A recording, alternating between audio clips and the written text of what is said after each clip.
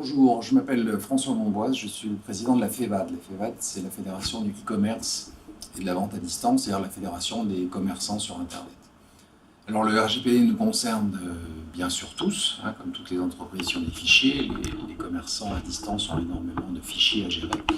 Donc l'année passée ou les 2 années passées ont été consacrées pour les entreprises à se mettre en conformité avec le RGPD. La plupart du temps avec des prestataires extérieurs parce que c'est un texte qui est quand même long, qui est lourd, qu'il faut digérer et qu'il fallait faire proprement. Donc il est un peu trop tôt pour avoir des retours d'expérience. Je pense qu'à la rentrée on y verra un peu plus clair. Tout le monde s'est plus ou moins mis en ordre de marche, le e-commerce étant j'irais en avant et étant persuadé que oui, le RGPD s'appliquait. C'est ça parce qu'il y a des entreprises non numériques qui pensaient qu'elles n'étaient pas concernées. Nous, les e-commerçants, on était un peu, pas sceptiques, mais on considérait que le RGPD ne nous visait pas a priori, puisque les attendus du RGPD, dans sa définition, visaient surtout des entreprises qui traitaient des données parce qu'elles étaient des sites gratuits. Et donc, l'essentiel de leur business model, c'était la publicité et le traitement des données. Pour les commerçants, l'essentiel du business model, c'est de vendre des produits et donc de gagner de l'argent sur la marge faite sur les produits. Et les données qu'on obtient de la part des clients, à travers leur navigation, leurs achats, servent dans l'immense majorité des cas à leur vendre et leur proposer d'autres produits. Donc il n'y a pas tellement d'enjeu pour les commerçants de partage de données. La formule qui est le plus utilisée par tout le monde depuis longtemps, c'est qu'à la fin de l'achat, on propose au consommateur de recevoir des offres du site marchand en question ou de recevoir des offres des partenaires du site. Et les consommateurs ont à peu près l'habitude. L'avantage d'avoir les mêmes formules, c'est que les gens connaissent cette façon de procéder.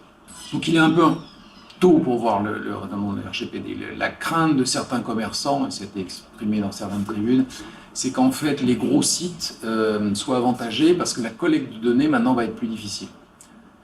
La collecte de données va être plus difficile parce qu'il va falloir vraiment bien demander l'accord des gens, surtout quand il s'agira de croiser des données sur les catégories de produits qu'ils ont achetés avec d'autres catégories de produits ou des achats futurs, où on ne sait pas trop quels achats. Ça va être plus compliqué.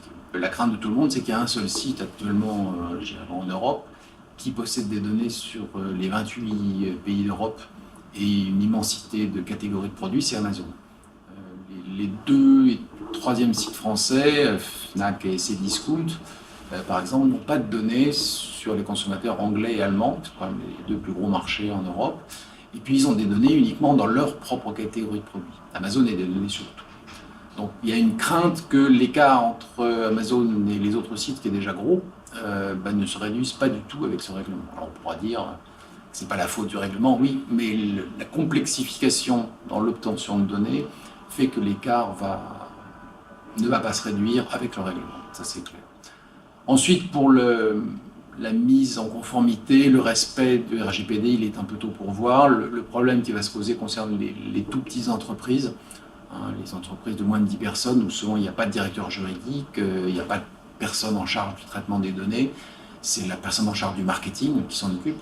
Donc là, ça va être un peu plus compliqué, il va falloir voir des solutions peut-être de mutualisation pour qu'elles puissent répondre aux obligations RGPD.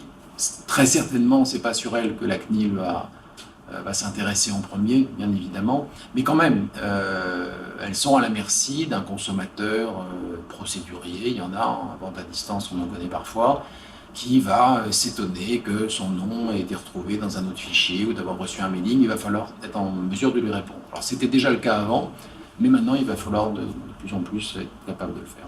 Voilà, donc en résumé, le RGPD est en place dans, je dirais, la quasi-totalité, voire la totalité des sites. Il est trop tôt pour en tirer un premier bilan. On le fera sans doute à l'automne, mais c'est certain que ça va complexifier la gestion des sites et mettre cette préoccupation juridique de traitement des données en avant, mais c'était justement l'objectif du RGPD.